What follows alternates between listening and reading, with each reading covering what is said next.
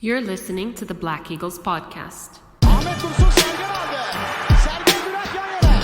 Sergen Bülent. Sergen. Yanında Tümer var. Tümer'e doğru at. Tümer gitti. Tümer topu aldı. Sergen aldı. Gol! Gol! Gol! Sergen attı. Sergen attı. Şampiyonluk geldi. Sergen attı. Şampiyonluk geldi. İbrahim'in pası. Zuma. Şimdi Ahmet. İkinci gole gidiyor Beşiktaş. Ahmet.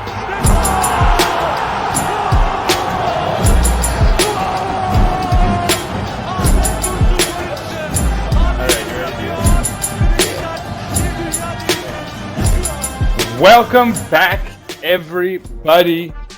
Episode 125.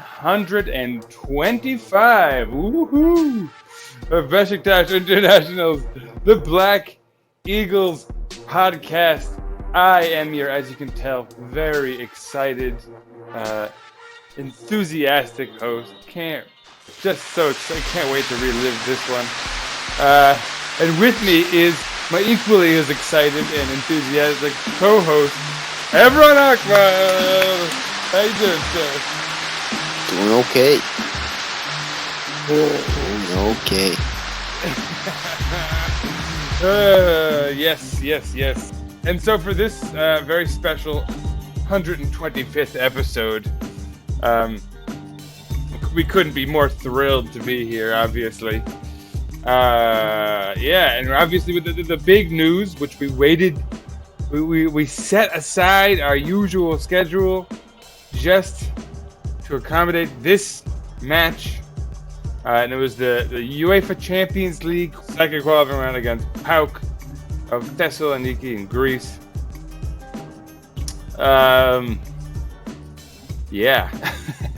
It was a road match. We were at the the Tumbia Stadium, I think it's called. It's like a Tumba or something. Stadio Tumbas. And like a lot of fun build up to this match.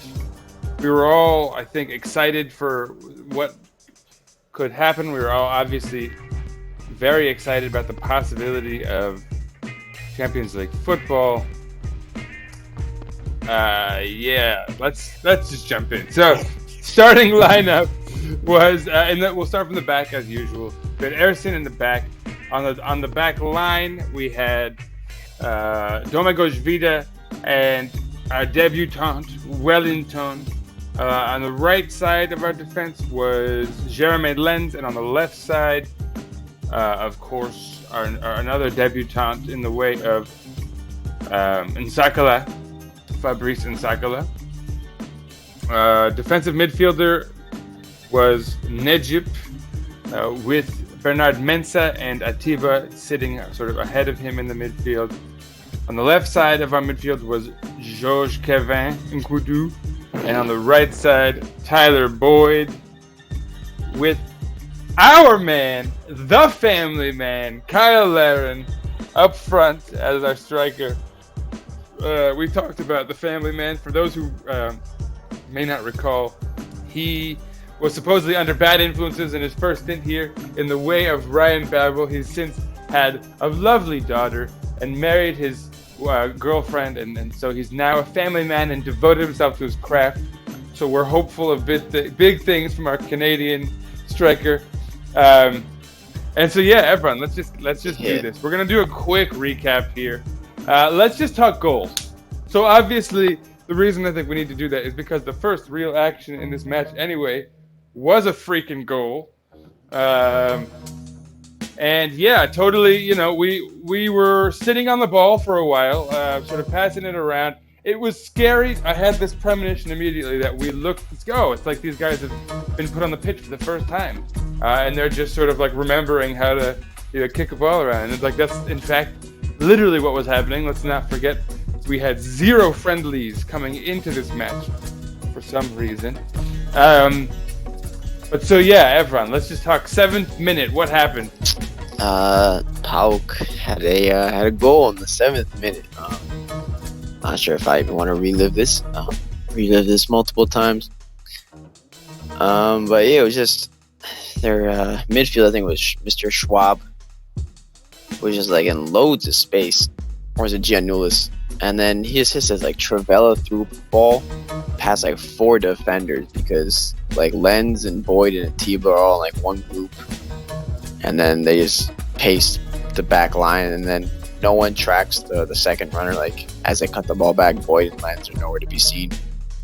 And the man just the 18-year-old gets on the ball and hits in the top corner. So.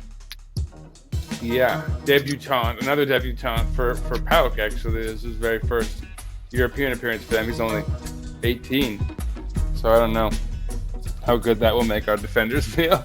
And yeah, like a couple yellow cards, one each on our side. Since I got one, I don't know how much it'll affect things going forward.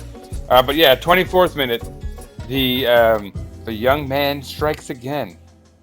What's the story there, everyone? Yeah, another defensive breakdown. Another counterattack as well. Yeah, another counterattack and another defensive breakdown. This time it's a little chip ball over the top to Chuba Akpom.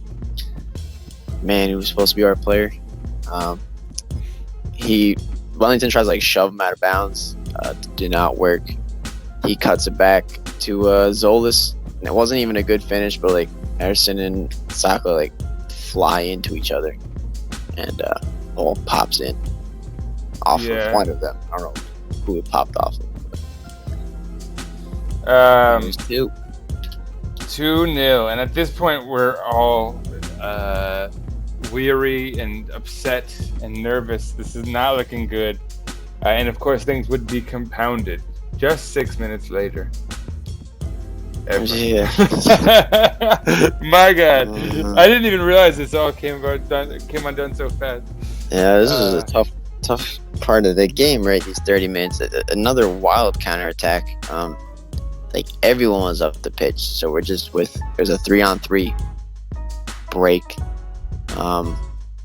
It was like a ball on the left wing. They play like across to the again Chuba Akpom. Wellington's trying to catch up to him, gets cooked, and then Saka and Wellington are 2 last men, and like just the defensive structure was non-existent, and they just let Zolas get right back on side. No one even went to like cover him. They didn't care. They didn't step up. They just basically stood and dropped back. Well, they dropped back and then stood there, allowing him to be onside. No one caught him, and then he just squared it for Pelkas, their number 10. Was this the Wellington fall? No, he didn't fall. That's the second one, right? Remember, on the second goal. The second one is when he tried to push him. And then I think that was Akpom, right? Who passed it back into Wellington did not do anything to Akpom in that first half. He just got slaughtered, and then that was 3-0. Yeah, rough start to the man's career with Beşiktaş. And the wild thing about those 30 minutes is that we probably dominated possession and looked much the better side, aside from those 3 counterattacks and 3 lapses defensively. And you could see that, like, obviously we were direly in need of match experience. This was clearly their first time playing together in most cases. But at the same time, they were kind of moving things around in the midfield and up front.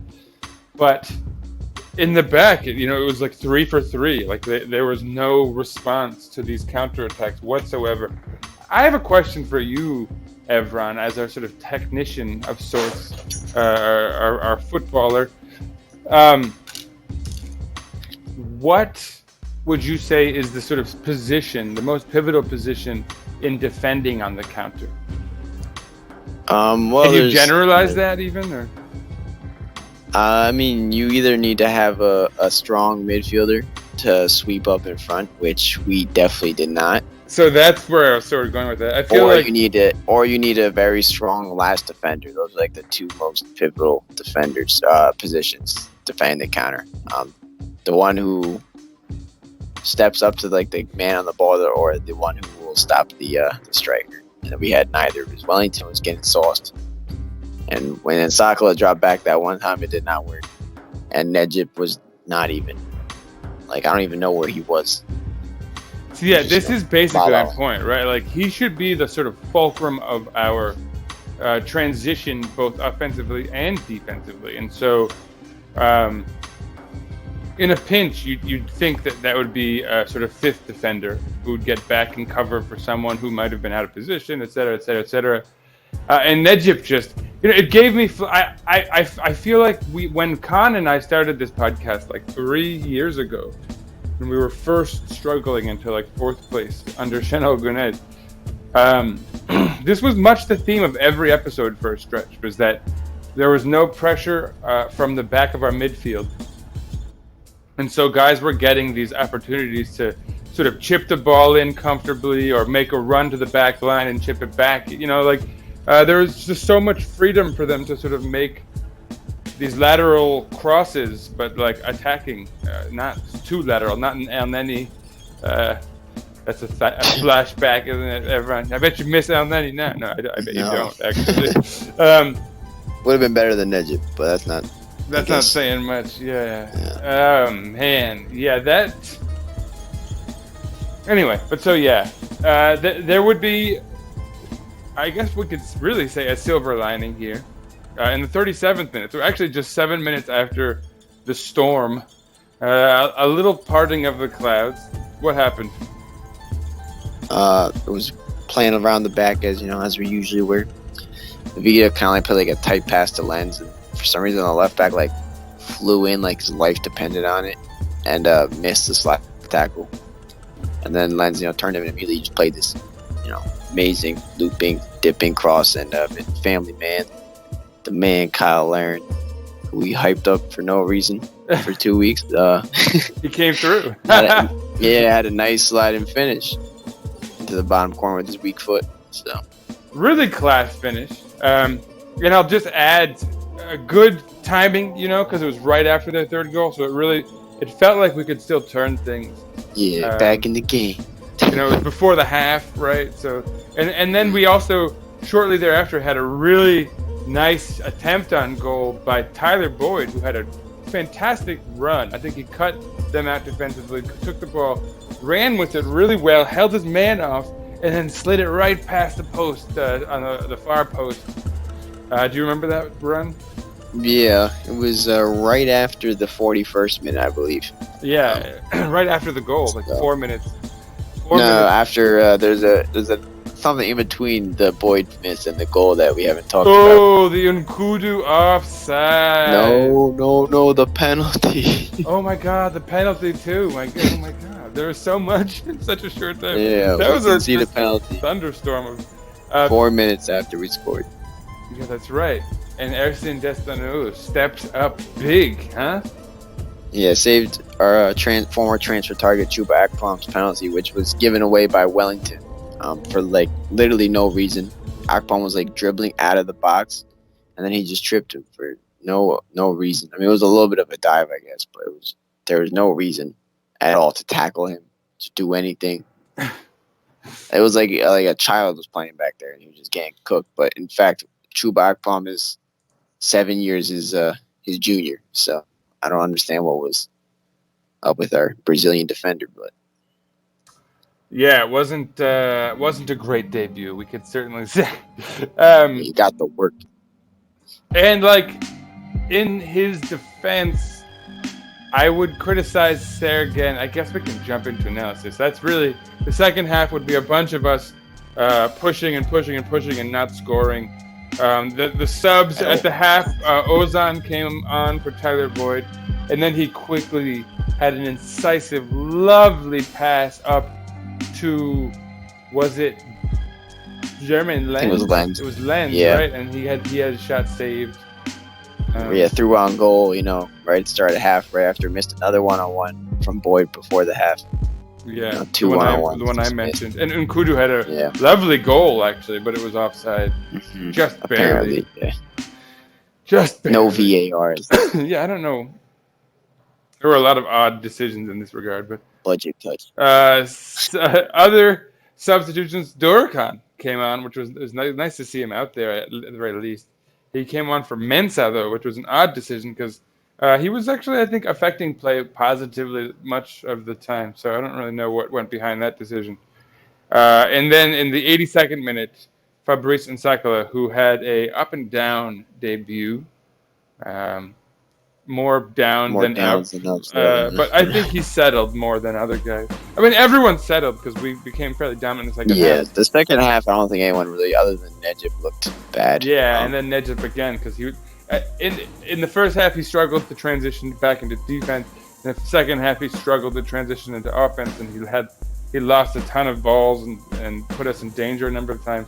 Vida also had a couple poor passes in the second half, but again, like nothing, they didn't score, but neither did we. And that would be it. In Takala, by the way, Umut Nair would come in the 82nd minute, and so for a moment we'd have a glimpse of Umut Nair partnering with Kyle Larin, which is a weird concept. I honestly thought that if you were going to have two strikers, you'd probably want Guven being the secondary one, but I didn't. Yeah, I think it was just a cross and hope. Yeah, that's what I think. Move. Honestly, yeah, exactly. But so that's it. Any like overall points you want to make? Talk about stats real quick, Evran. Yeah, it was very hard to find stats on this game. It was a qualifier, but I went to UEFA's, so we're going to trust UEFA's official stats. We had one more shot than they did, with us being far less clinical with most of our shots off target. 8 corners to their 1, 4 offsides to their 1. Fun fact, they committed 27 fouls, which I think is definitely something I'll touch upon again. They were just hacking our players the entire game. They only got 4 yellows, which I think Sergen complained about after the game, saying that El Kaddouri should have got 3 yellow cards himself. But yeah, it was. We were definitely the more active offensive team, but P.A.O.K was just very incisive, ready to go. Yeah, they were clinical, extremely over the top aggression. Literally every time our players were turning midfield, they would just hack them. And on the goals we conceded, our players were unwilling to foul at any point. Definitely a difference in mentality. I don't think the players were really, it wasn't a Champions League match in their head almost the way they came out. And P.A.O.K definitely came out like it was a Champions League game. So I guess kudos to them. Yeah, and in defense of our guys, it was their first match. There should obviously have been a friendly. I tried to give them the benefit of the doubt in thinking about it and trying to consider that maybe they didn't want to risk any COVID stuff. I know Slovan Bratislava was just kicked out of the Europa League because they had a case, and UEFA just doesn't want to even deal with that. There's no get that guy out. They just kick the whole team out. So I think maybe Beşiktaş was trying to avoid that on the one hand, but obviously you would have wanted a match to see, for example, how Wellington would fare back there. Especially because the team was so different. Yeah, especially the back line. I mean, a month ago. You have to consider Lens basically a new addition to the back line as well. So that's 3 out of 4 guys who have never really played together on the back line. And then since Vida was the lone guy remaining, really it's just 4 guys who have never played together. They would have probably benefited from a little experience together in a competitive match before this. I don't know what the thinking was there. And if I'm going to be honest, I think in some ways that's the real culprit here. Obviously, you could also say the board is to blame as far as not bringing in certain transfers, not having a right back. Lens was not very good there in the first half, we could definitely say. Yeah, going forward, I think he was one of our biggest threats, but defensively, it was not working, and it was kind of a highway on that side. Yeah, shouts to Khan out there. I think. Yeah, but so terrible performance, 3-1. We're out. We'll talk about the ramifications of it all and where that leaves us in Europa after we talk about sort of more of this match stuff. Any other stats you have there that you want to talk about? I mean, how many saves did Ersin have then in the end? I don't even. I think it was 5. Right, because if they had 8 on target and then 3 went in. 8 on target. Yeah, so that's got to be. I mean, great match, Ersin. And since we're starting there, I think we'll go through each position. Ersin is definitely my man of the match. I think you'd probably go the same. Right? I think for me, it was like the third goal he could have done a little bit better. But the rest of the goals, the first two, which were the killers, were not at all his fault. And then he kept us in the game after that, especially the penalty. I think he made a couple of really good saves other than that, too. So it was very confident, very calm, unlike some of our other players, despite being the youngest on the field. Saving the penalty really seemed to get him going. And from then on, he was just a wall. He was dead. He was a wall. And they were getting a lot of like shots from all over. I'm surprised it was just 5. But whatever, he did it. Good job, man. Let's move to the defense. And let's start with the back line. Vida and Wellington. Let's do them together. There were no subs somehow. I'm just gonna say, especially because we had no friendlies to prepare for this match, I would absolutely have run with Enzo Rocco and Vida since they have experience playing together. And Rocco has really yet to screw us over defensively, even though he's also not really stood out as being particularly good. That seems like it would have been the safer move going into this match. The Chanel move, yeah. At least. But I mean, I think the problem with Chanel is that he would do it like six games into the season. I just mean for this one match, right? Yeah. And then we could get Wellington into our friendlies, get him wedded in that way without risking, obviously, the Champions League. And I think we could probably say, since we're talking about these guys now on the back line, that Wellington might have singularly had the worst game out there. Besides maybe Necip. Yeah, I think. Yeah, he's definitely one of the. I mean, he did not especially in the first half when we conceded all the goals and he gave away the penalty. He was just getting like abused by Akpom. He couldn't muscle him. He couldn't keep up with him. He couldn't take the ball from him. And the only time he chose to foul him was when he was in the box. Was when Akpom baited him into being fouled. It was really bad. I think the second half, I don't think he did anything wrong. I guess maybe he settled into the rhythm of the game, but when you have a quote unquote experienced player coming in for a Champions League game, instead of having some youngster, he definitely did not show any experience at all. Yeah, and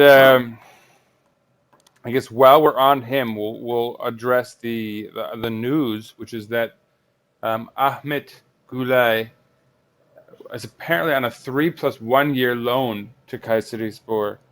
And this is all obviously a part of the... to Alanya. I done it again.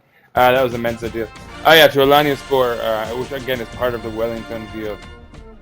They'll also get 40% of any transfer deal in the future, which was a little steep, but I think the idea is to keep them as enfranchised as possible in his development, make sure they keep playing him and they keep prioritizing his development, even because obviously any big money we get, they'll get a big cut of too. So even, in his last season with them, when they know he'll be gone in the following year, even if he becomes really good and they'll hate losing him, they'll still want him to be as good as possible because they'll make a big buck on payday should it ever arrive.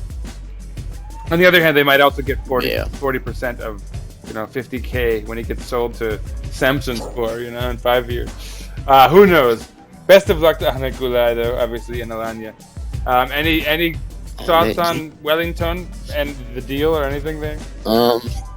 So far, I think you'd have to say based on that we're trading Fatih Aksoy. I can't imagine Fatih putting in a worse performance than Necip did at the 6. Especially because his main position is a center back. Rocco putting in a worse performance than Wellington. And his main skill is winning the ball back as a 6 and being active and covering space and stuff like that. I'm not sure about for the rest of the year, but considering Wellington is supposed to be a short-term fix, it's been the complete opposite of that. Yeah, indeed. I'm willing to go back to Rocco at least. I mean, again, no. I guess in friendlies we can see what Wellington's all about. If he's got more to his game than that, hopefully he does. Obviously, this is a terrible. One point you started making actually about how much more sort of determined they were. It has to be mentioned. The politics here is how nationalistic all the fervor got, and there's a lot of angry, violent talk between fans in the build-up, and obviously now in the match kind of banter online and all that. It's not really banter at this point. Just it's more hate speech in most cases. But it's I think Greece. Sorry, not Greece. P.A.O.K has a lot of Greek on their team, and notably, all 3 of their goals were scored by the Greek players. They were obviously really amped with this. I don't know if it helps when our fans make this like a World War III type of event by getting people so into it, but especially when half of our team is not half, like 3/4 of that team's not Turkish, so they obviously don't know what is going on the starting line. Kyle Larin's like, why are they what are these guys doing here? Probably. But so, there's definitely an element to which I think perhaps the politicization of this backfired. And I think that's something our fans probably will not have learned from this, but whatever, it happens. Obviously, this is a contentious thing historically, so, whatever, it is what it is. But Vida, any comments on Vida? I think he was okay. I think maybe one of the goals he could have done better on positionally wise. He definitely wasn't helped by the rest of the team, just being, Lens being out of position, Wellington being useless, Nedja being useless, especially in that first 30 minutes. And then he was really like that. He was the only center back capable of stopping Chubac Pump. So I guess, he gets like a 5 score type thing. But, yeah, not great, not awful. Definitely not what we would have hoped for. But, compared to how bad the rest of the back line is, I give him a pass because I know how tough it is to be the only, one of 4 defenders doing your job with your defensive mid also on walkabouts. Yeah. I mean, he had some poor passes in the second half, but again, right, like, whatever. It didn't even amount to goals on their part, so the bigger mistakes were made today. You can say that much for sure. Moving on.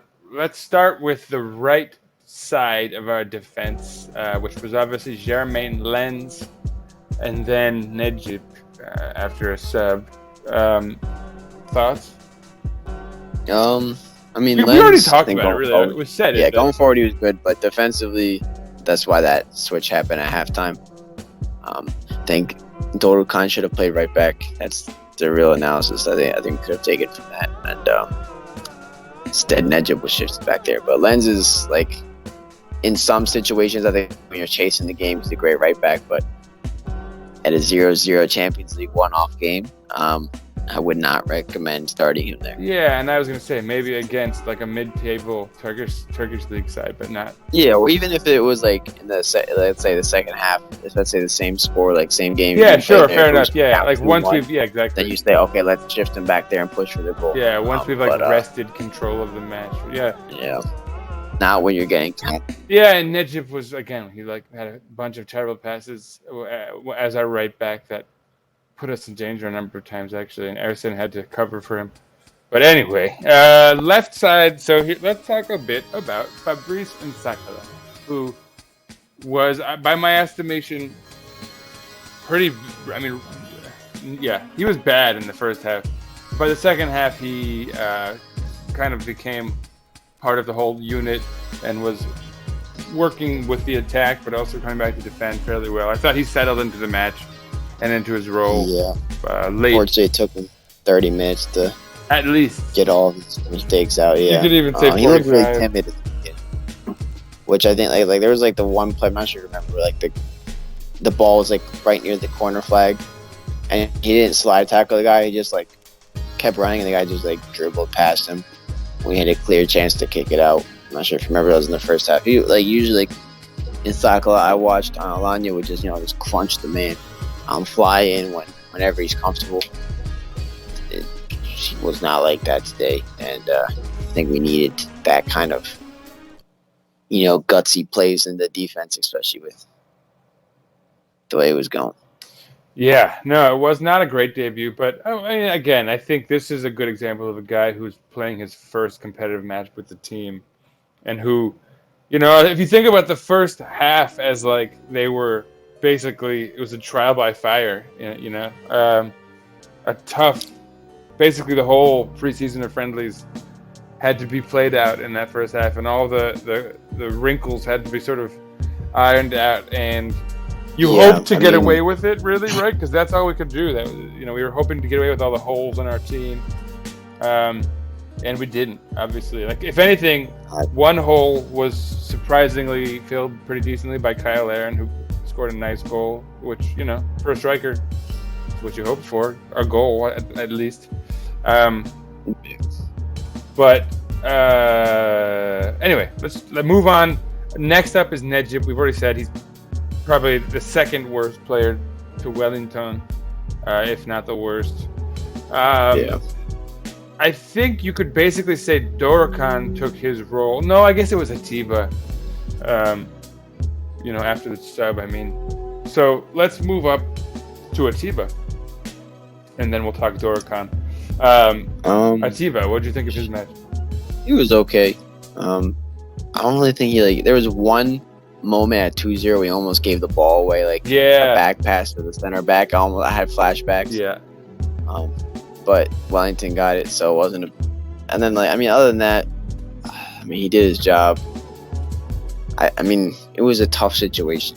It's just there were times, when we were trying to come back. It wasn't a vintage Atiba performance, but he's 37 and he definitely was not he didn't do anything wrong, right? I wasn't mad at him at any point. Yeah. So. No, I felt actually that in our sort of furious attempted comeback, there were moments where I felt like he was definitely pushing forward, sort of being kind of heroic and galvanizing the troops into the attack. Guys, remember what we're doing here, and just nobody else was quite up to the task, unfortunately.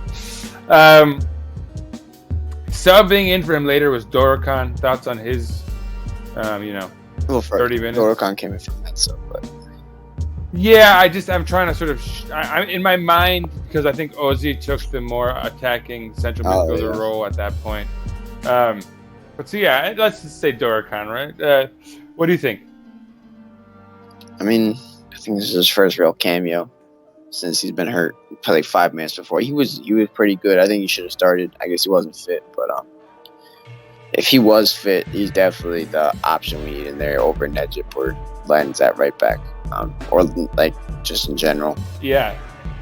Basically just got on and got fouled 6 times. But I was gonna say, did he stand out to you? I wish I had paid more attention to him specifically. Yeah, he was definitely it was like having a midfielder again. Nice. That's exciting.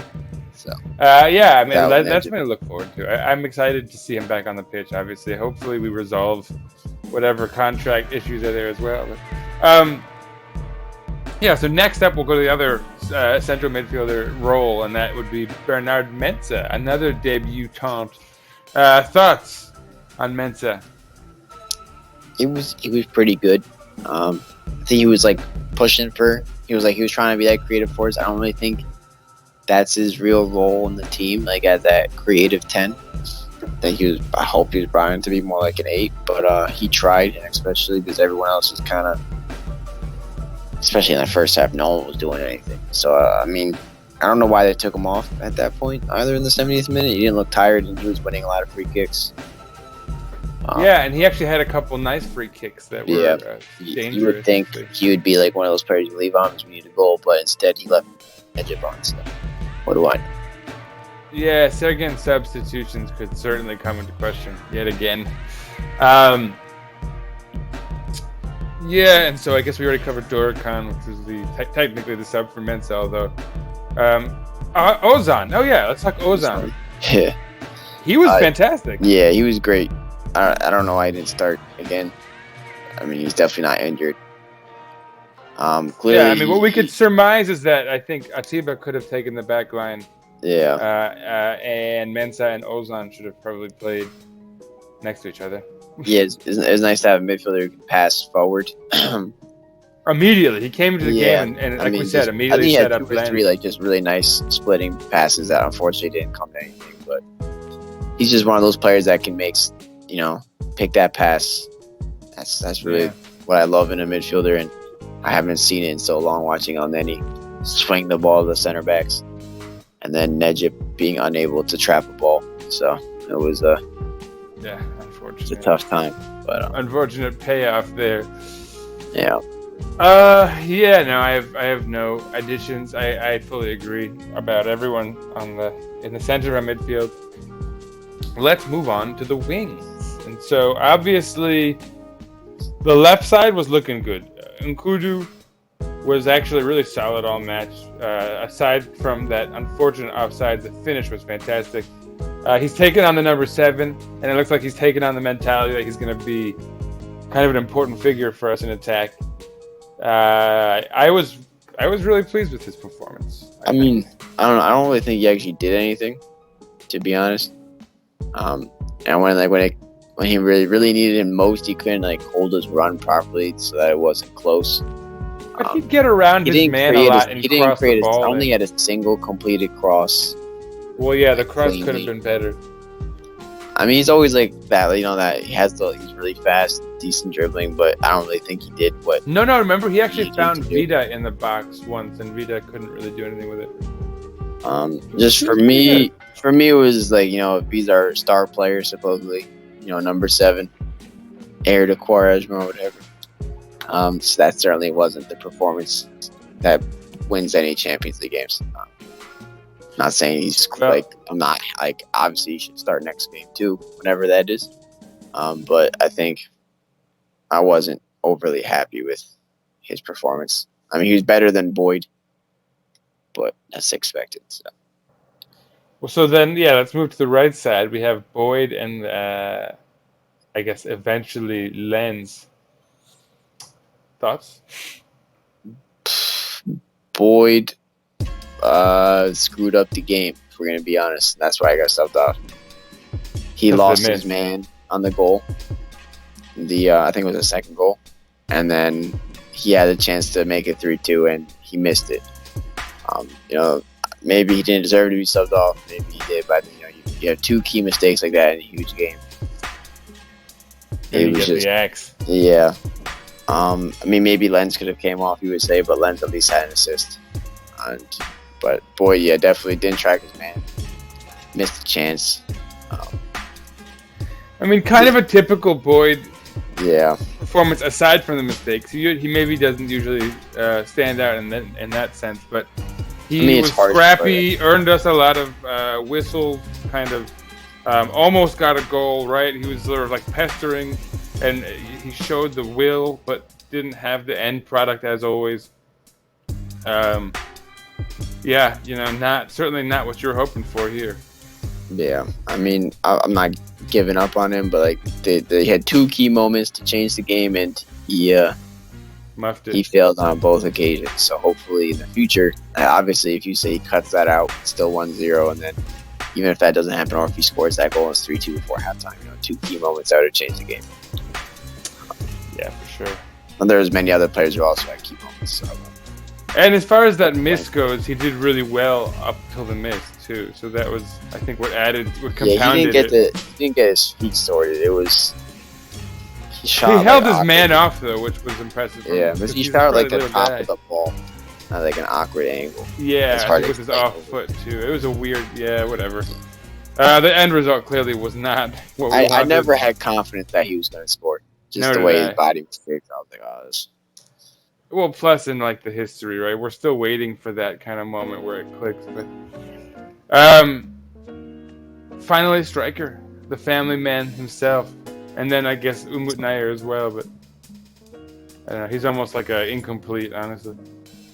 Yeah, Umut had one big chance to score himself, and he missed. He shot it right into the keeper's. That's all he's supposed to be good at. Is he came on and. He can't pass. He can't dribble. No. That was very clear again. So that was disappointing.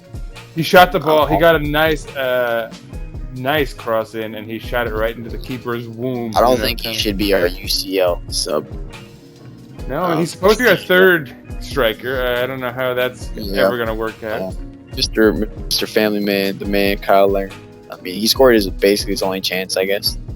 He had one other like opening, and when he came in, he cut it back instead of shooting. He looked like decent. Like there would be like flashes of goodness, but honestly, he was a little bit isolated. I would have, would have expected him after scoring, to kind of be like, oh yeah, I'm the man, taking a little bit more incentive. So I mean, I guess he gets like a 7. He scored a nice goal, didn't do anything wrong, but Yeah. at the same time, he didn't like come into, oh, that's our guy, he's our starter. He was kind of like, oh, he's pretty good. Yeah, well, but, see, that's what I was gonna say. We definitely still need a starting striker, but what he may have convinced me of is that he could actually be our backup. He's obviously, what I mean to say, he's obviously expensive. a market improvement over Umut and Guven. Although, yes, as you say, at 1.6 million a year, he will hopefully take some sort of pay cut or something if he's gonna stick around as our backup, especially. Yeah, I think that's about it. Now let's talk about some juicy gossip, I guess, if we got any, before we wrap this thing up. But I think we're just about ready to wrap. Yeah. So obviously there's some news that we got to talk about. Some pretty good news. We've got another winger, and then perhaps another one even after that. But so what's the word here, Evran? Altinordu, huh? Yeah, apparently we have an agreement with Altenordu to get Atakan Üner. He's a 21-year-old player, same age as the guy I thought we were going to sign, Gokhan Tore. I'm not sure what happened to that transfer. Yeah, that'd be both wings. We might as well get that guy too. Yeah, but yeah, kind of a guy I actually saw play in person once, going back to the day. Nice. Were you impressed? I do remember him. I remember I was like, I remember his cleats. That's why I had to go look it up and make sure it was him. Nice. Because he was on Denizli Sport at 18-year-old. He didn't play after that. It was Yusuf Şimşek was the coach, and they were last place in the second division. And he got sacked after that game because they lost. But yeah, I just remember him. His technical ability stood out to me. It was, the second division sometimes a little bit grimy. People. It's more grift. But I mean, I don't want to say like wow, that means he's going to be amazing. I think his record in the second division is pretty good for a 21-year-old. Yeah, he's coming off a really good year for Altinordu. Yeah. Yeah, but obviously he's going to be a big step up, and just being able to dribble doesn't necessarily mean much. You have to be able to finish and be able to deal with the pressure and make good decisions and track back properly, like Tyler Boyd was unable to do. So there's a lot into it, but obviously I support 21-year-old cheap. Yeah, low risk, potential high reward. You love that. It's exactly the kind of profile move we were hoping to be making. I hope we keep doing these. It's like a lottery ticket. You can't win if you don't buy them. As far as where that leaves us now, we have 4 wingers, so you could theoretically say we're done. And in fact, I think you really want to see Atakan get some playing time.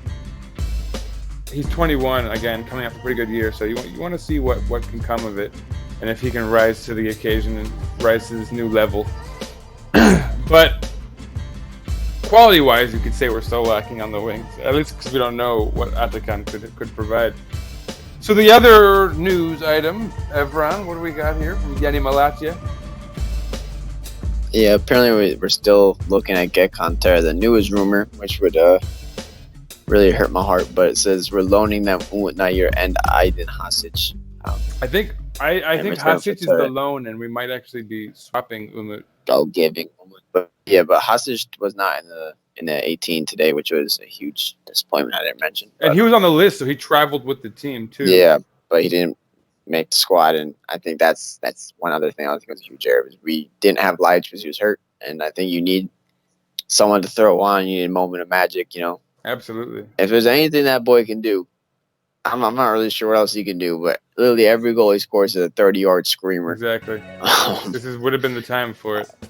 He has more nice goals at the age of 18 than Necip has scored normal goals in his life. So, That's funny. if you want a goal and you need a nice cross or something, you need 2 goals. And then instead, we took off Mensa. So that was odd. Yeah. I was also saddened by that.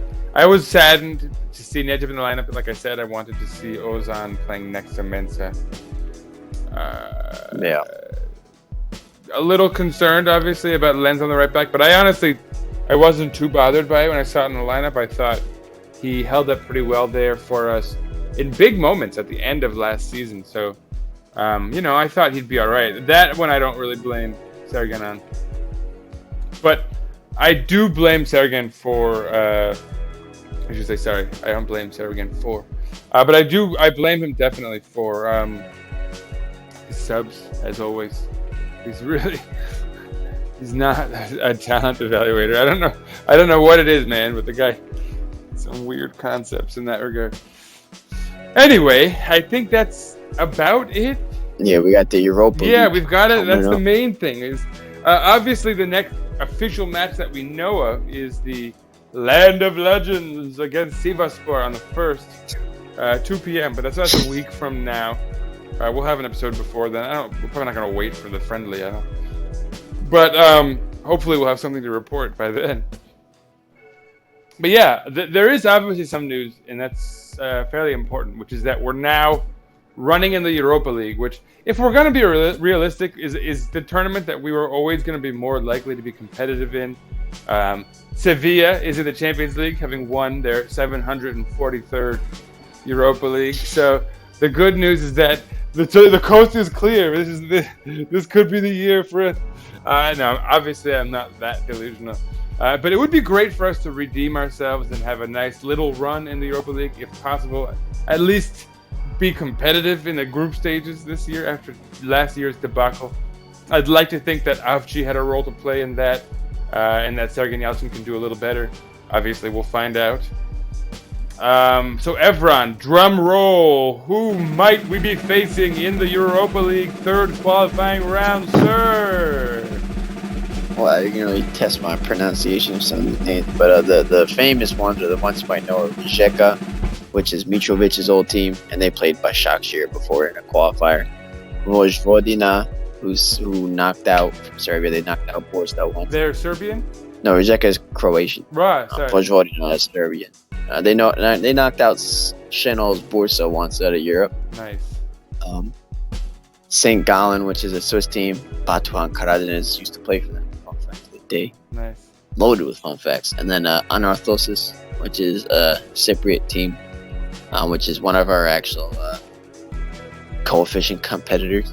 And then there's Desna from Ukraine, which is a new team. I've never seen them in Europe before. Charleroi, I'm sure Khan will tell me I butchered that, from Belgium. Charleroi. And then, this team from Denmark, Sonderjyski. Come on. Put like a year. Sondieu. Let me try this. I need to see this. I'm going to try this one. It's a tough one, but another team I don't know, so I don't got a fun fact for them. Sonderjysk. E. Okay, yeah, fair enough. That's a tough one. So, if you were to pick, who would you want from this group? The easiest team. So who's that? Who do you think? I mean, I would say not Rijeka. Probably not. I mean, Ukrainian team doesn't matter. It's just gonna be one. Theoretically, these should all be winnable. Like, there's not one of these sides. Yeah, we should be winning every this game. But I think Rijeka and Charleroi, or however you say, are the teams I would like to avoid. Oh my God! Breaking news: Lionel Messi chooses Manchester City. Wow. Several breaking news. Yeah. It's being reported by Marcelo Bechler. Yeah. Okay. Wow.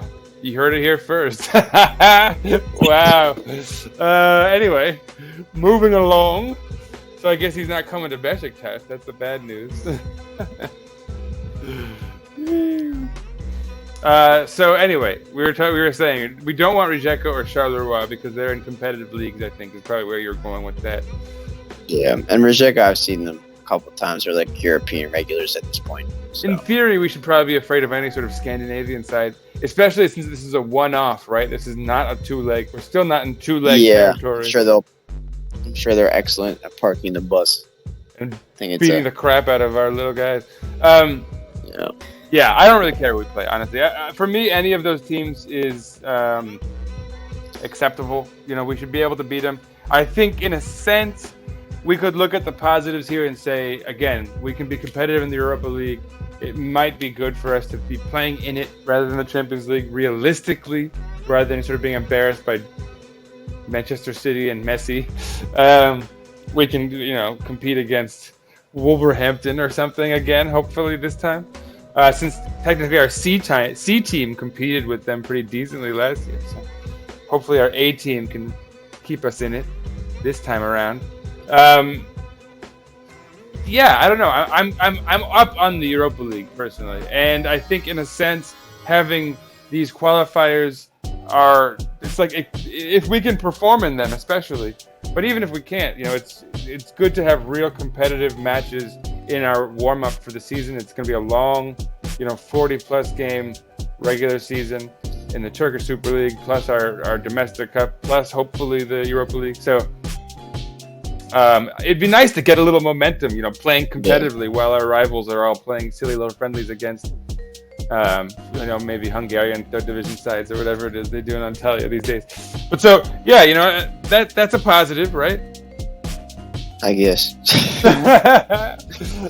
You're not feeling the Europa League vibes? Maybe in a little bit, but right now I'm still heartbroken. Fair enough. No, you are right to be. This is a tough pill to swallow. Obviously, we're all hopeful of Champions League football, and at the very least, we were all excited about Beşiktaş football and the return, and hopeful for our new guys. I had them Lige to actually play, but someone got hurt again. Yeah, didn't play at all. Yeah, I mean, perhaps there's truth to rumors about him leaving. Saudi Arabia, some teams offering Al Hilal or something's offering $8.5 million supposedly. There was an offer from Japan we talked about last week. Maybe it's true. Maybe he's really on his way out. In which case, we have even more work to do. In the transfer window, which is not really happening. I've even stopped looking for transfers because there's no news. Yeah. Well, here we are, man. Any parting words for these listeners? I think you should play your best players when you have them available. That's my statement. And if you're too concerned about who runs off the ball, like Mr. Necip, but don't have players who can actually trap the ball and make next passes, you'll be stuck chasing on counterattacks the whole game and conceding a lot of goals because your defense is shaky. So therefore, play your best players, please. I don't know who this is to, but whoever's listening, keep that in mind. Yeah. Yeah, I fully back that statement. We can call that the podcast sentiments. On that note, everyone go donate to Mohammed Aminu and our kit raising fund. Remember, it does not conflict with Birakmam Seni. We are giving all of this money back to the club and buying kits, and then additionally helping people in need of it. So, give freely if you can. Also, additionally, follow us on Twitter as always. At Eagles_podcast. Follow the mothership for all the latest transfer rumors and the news as it flies in at all hours of the day.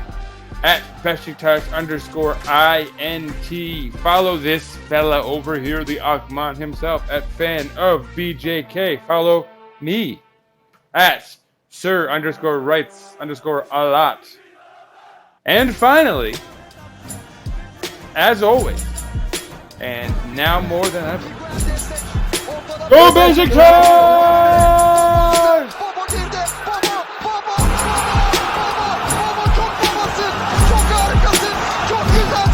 Harika!